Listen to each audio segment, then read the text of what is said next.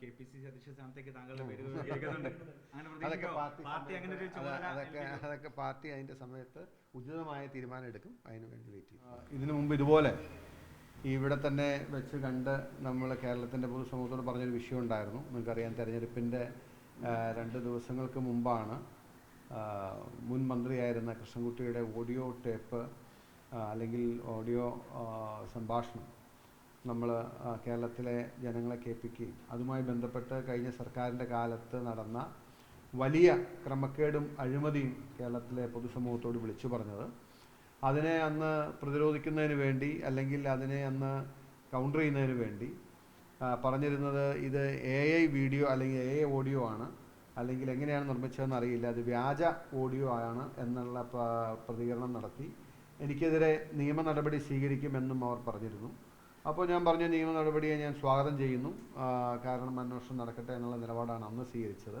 പക്ഷേ ഞാൻ നിയമ നടപടി ഉണ്ടാകും എന്ന് പറഞ്ഞെങ്കിലും, നിയമ നടപടി സ്വീകരിക്കുമെന്ന് പറഞ്ഞെങ്കിലും അതുമായി ബന്ധപ്പെട്ട് പിന്നീട് ഒരനക്കവും ഞാൻ കണ്ടില്ല. അപ്പോൾ ഇതിൻ്റെ അകത്ത് പൊതുവെ കാര്യം എന്ന് വെച്ച് കഴിഞ്ഞാൽ, നമ്മൾ ജനങ്ങളോട് വന്ന് ഒരു കാര്യം പറയും. അപ്പോൾ ഞാനൊരു ജനപ്രതി എന്ന നിലയിൽ, ഒരു MLA എന്ന നിലയിൽ, ഒരു പൊതുപ്രവർത്തകൻ എന്ന നിലയിൽ, ഒരു രാഷ്ട്രീയക്കാരൻ എന്ന നിലയിൽ കേരളത്തിൻ്റെ പൊതുസമൂഹത്തോട് ഈ നിലയിലുള്ള ഒരു സംഭവം ഉണ്ടായിട്ടുണ്ട്, ഇങ്ങനെ അഴിമതിയും ക്രമക്കേടുമാണ് എന്ന് പറയുന്നു. മറുവശം പറയുന്നു അങ്ങനെ ഉണ്ടായിട്ടില്ല, ഇത് വെറും വ്യാജമായ ഓഡിയോ ആണ് ഞാൻ ജനങ്ങൾക്ക് മുമ്പിൽ വെച്ചത്, അതിനെതിരെ നിയമ നടപടി സ്വീകരിക്കുമെന്ന് പറഞ്ഞു. പിന്നീട് അതിൻ്റെ ഒരുപാട് മറ്റു വാർത്തകളും കാര്യങ്ങളും വരുമ്പോൾ ജനങ്ങളത് മറന്നു പോകുന്നു എന്നുള്ളൊരു അവസ്ഥയാണ്. പക്ഷെ ഇപ്പോൾ ഒരു സന്തോഷകരമായ കാര്യം, ഒരു തേർഡ് പാർട്ടി ഇതുമായി ബന്ധപ്പെട്ട ഒരു പരാതി UDFൻ്റെ സർക്കാരിന് കൊടുക്കുകയും ബഹുമാനായ ആഭ്യന്തരമന്ത്രി ആ കാര്യത്തിൽ സംയോജിതമായി ഇടപെട്ട് ഒരു അന്വേഷണം ഏർപ്പെടുത്തുകയും ചെയ്തു. ഞാൻ ആ അന്വേഷണത്തെ സ്വാഗതം ചെയ്യുന്നു എന്ന് പറയാൻ വേണ്ടിയിട്ടാണ് ഞാൻ നിങ്ങളെ കാണുന്നത്.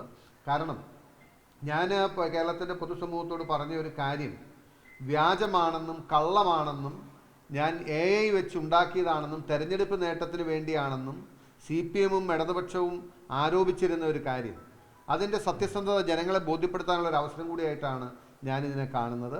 അപ്പോൾ ഇതിൽ സത്യസന്ധമായ ഒരു അന്വേഷണം, സുതാര്യമായൊരു അന്വേഷണം നടക്കും. കൃഷ്ണൻകുട്ടി മിനിസ്റ്ററുടേത് പണ്ട് അദ്ദേഹം പറഞ്ഞ ഓഡിയോ അത് സത്യമാണോ, ഉള്ളതാണോ, അതോ ഞാൻ കൃത്രിമമായി നിർമ്മിച്ചതാണോ എന്നുകൂടി പരിശോധിക്കപ്പെടും ഈ അന്വേഷണത്തിൽ. തീർച്ചയായിട്ടും ആ ഒരു സ്റ്റെപ്പിനെ ഞാൻ സ്വാഗതം ചെയ്യുന്നു. ബഹുമാനായ ആഭ്യന്തരമന്ത്രി എടുത്ത ആ ഒരു നിലപാടിനെ ഞാൻ അഭിനന്ദിക്കുകയും സ്വാഗതം ചെയ്യുകയും ചെയ്യുന്നു. കാരണം പ്രതിപക്ഷത്തായിരുന്നപ്പോൾ ജനങ്ങളോട് പറഞ്ഞ കാര്യങ്ങൾ അധികാരത്തിൽ വന്നു കഴിയുമ്പോൾ അതിൻ്റെ സത്യസന്ധത അല്ലെങ്കിൽ അതിൻ്റെ യാഥാർത്ഥ്യം, ഞങ്ങൾ പറഞ്ഞ കാര്യങ്ങളിലെ ജെനുവിനിറ്റി ജനങ്ങളെ ബോധ്യപ്പെടുത്തേണ്ട ഒരു ബാധ്യത കൂടി UDF സർക്കാരിനുണ്ട്. അപ്പോൾ ഞങ്ങളാരെങ്കിലും ആ വിഷയത്തിലൊരു അന്വേഷണം ആവശ്യപ്പെടുന്നതിന് മുമ്പ് തന്നെ ഒരു തേർഡ് പാർട്ടിയുടെ പരാതി കിട്ടിയപ്പോൾ ബഹുമാന്യ ആഭ്യന്തരമന്ത്രി അത് സമയോചിതമായി ഏറ്റവും യുക്തമായ ഒരു തീരുമാനം കൈക്കൊണ്ടു. അന്വേഷണം നടക്കട്ടെ.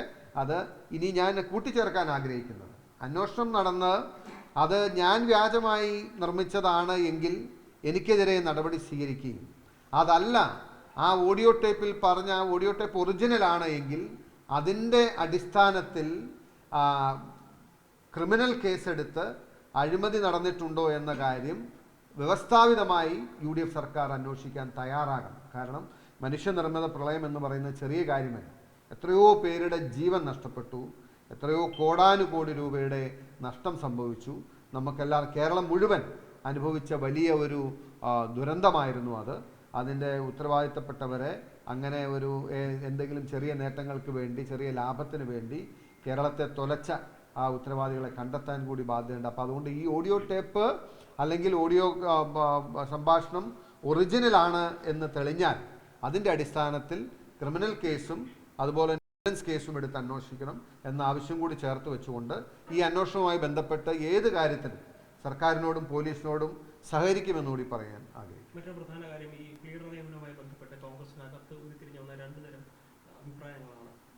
ലോയേഴ്സ് കോൺഗ്രസിന്റെ ലിസ്റ്റ് പോലും പരിഗണിച്ചില്ലെന്നൊരു പരാതി വിഭാഗത്തിൽ വരുന്നു. KSU നേതാക്കളെ കാണാൻ വിസമ്മതിക്കുന്നു മുഖ്യമന്ത്രി. ഇത് ഏത് തരത്തിലേക്കാണ് ഈ കാര്യങ്ങൾ? അതല്ല, നമ്മൾ ഇത്രയും ഗൗരവമുള്ളൊരു കാര്യം പറഞ്ഞു കഴിഞ്ഞാൽ നമ്മൾ ഇനി മറ്റു കാര്യങ്ങളിലേക്ക് കടക്കാൻ ഞാൻ ആഗ്രഹിക്കുന്നില്ല. അതുമായി ബന്ധപ്പെട്ട ഒറ്റ കാര്യം എനിക്ക് പറയാനുള്ളൂ. ജനങ്ങൾ വലിയ പ്രതീക്ഷയോടുകൂടി അധികാരത്തിലേറ്റിയ ഒരു സർക്കാരാണ്. ജനങ്ങളുടെ പ്രതീക്ഷയ്ക്കൊത്ത് ഉയർന്ന് പ്രവർത്തിക്കാനുള്ള ഉത്തരവാദിത്തം എല്ലാവർക്കും ഉണ്ട്. അത് മാത്രം പറഞ്ഞുകൊണ്ട് പക്ഷേ ഈ പറയുന്ന കേസ് അവിടെ ഈ ലിമിറ്റിംഗ് മൈ കമന്റ്സ്. നിലപാട് സ്വീകരിക്കുന്നതിൽ എന്തെങ്കിലും തെറ്റുണ്ടോ, അപാകതയുണ്ടോ? Please no comments. ഒറ്റ കാര്യം, ഈ ഹിന്ദു ഐക്യവേദിയുടെ നേതാക്കൾക്ക് സമയം കൊടുക്കുന്നു, പക്ഷേ KSU അധ്യക്ഷനും അതോടൊപ്പം തന്നെ PN നിയാസിനൊന്നും സമയം കൊടുക്കുന്നില്ല. എരുതിയിൽ എണ്ണ ഒഴിക്കാൻ ഞാനില്ല.